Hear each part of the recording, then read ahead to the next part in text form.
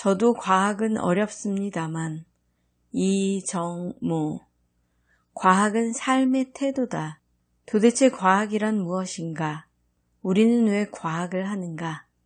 나라를 운영하는 사람들이 갖추어야 할 최소한의 과학 교양은 어디까지일까? 요즘 끊이지 않고 나오는 질문이다. 참담하다.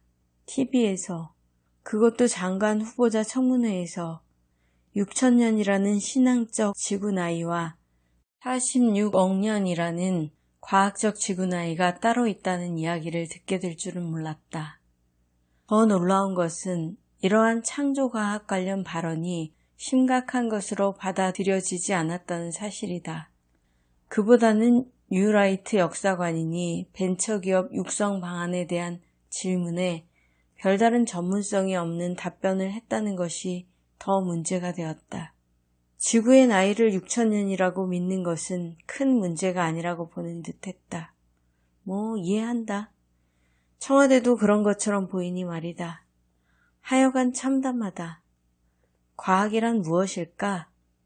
인류의 역사는 과학의 역사다. 나는 왜 엄마 아빠와 닮았는가? 우주는 어떻게 생겼고 얼마나 큰가? 바람은 어디에서 와서 어디로 가는가? 하늘은 왜 파랗고 밤하늘은 왜 어두운지가 궁금했던 까마득한 옛날부터 과학은 이미 시작되었다. 과학의 시작은 질문이니까 말이다. 과학은 단순한 지식이 아니다. 불과 수백 년 전까지만 해도 모든 천체는 지구를 중심으로 돌아야 했다. 왜? 아리스토텔레스 선생님께서 그렇게 말씀하셨기 때문이다. 당연히 우주에는 위성이 있는 행성이나 행성이 있는 항성은 있을 수 없었다. 그의 권위는 중세 교회의 권위와 맞물리면서 너무나 커져서 아무도 조전장을 내밀지 못했다. 설사 위성이 있는 행성을 발견했다고 하더라도 침묵해야 했다. 작은 증거만으로 천동설이라는 어마어마한 우주 체계를 통째로 무너뜨릴 자신이 없었을 테니까. 목숨이 아깝기도 했고. 이때 네덜란드에서 망원경이 등장했다. 그리고 하필 그때 이탈리아에서는 갈릴레오 갈릴레이가 살고 있었다. 1609년 갈릴레이는 직접 제작한 망원경으로 하늘을 봤다. 그리고 목성에서 위성을 무려 4개나 발견했다. 목성의 위성은 천동설을 무너뜨리는 논리 가운데 하나로 작용했다. 모든 것은 논리다. 우주선을 타고 높이 올라가 태양계를 내려다보면서 행성이 태양 주변을 도는 모습을 본 사람은 아무도 없다. 목성에 있는 4개의 위성은 자기중심적인 우주관을 바꾸었다.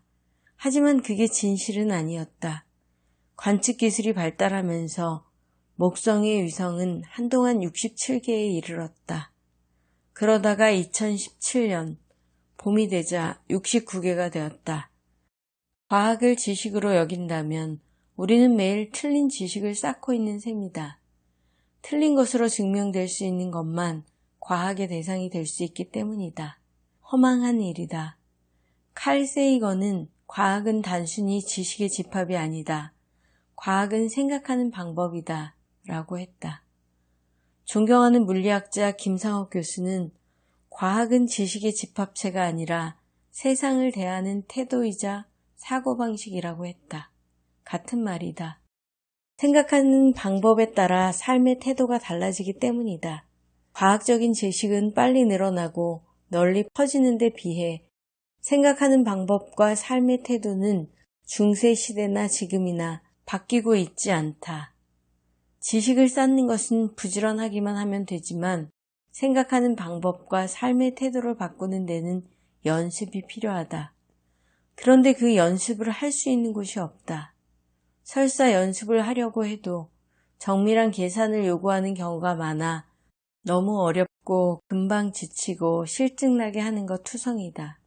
창조과학자들만큼이나 내 마음을 심란하게 만드는 사람들은 환경을 아끼고 기꺼이 자기 시간과 에너지를 투자해서 환경을 지키는 운동을 하는 분들이다. 창조과학자들처럼 이들도 심성이 대체로 곱다. 그래서 더 안타깝다. 북극해의 작은 얼음덩어리에서 어쩔 줄 몰라 하는 바싹 마른 흰곰 사진은 지구온난화를 극적으로 설명하는 데 부족하지 않다. 하지만 북극의 빙산이 녹아서 남태평양의 작은 섬이 물에 잠긴다는 이야기는 사실이 아니다. 북극 빙산들은 물 위에 떠 있으며 물에 잠긴 빙산의 부피는 같은 무게의 물보다 크기 때문이다. 북극해의 얼음이 다 녹더라도 해수면은 고작 1ml만 상승할 것이다.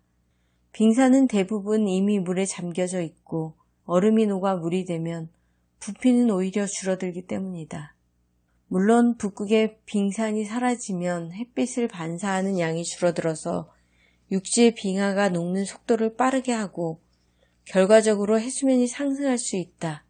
그러나 이때의 해수면 상승은 빙하가 녹아서 담수가 바닷물로 흘러 들어왔기 때문이 아니라 주로 기온이 상승하면서 생긴 바닷물의 열 팽창 때문이다. 과학은 짐작이 아니다. 계산이다. 나도 과학은 잘 모른다. 하지만 우리가 조금만 더 과학적이면 좋겠다.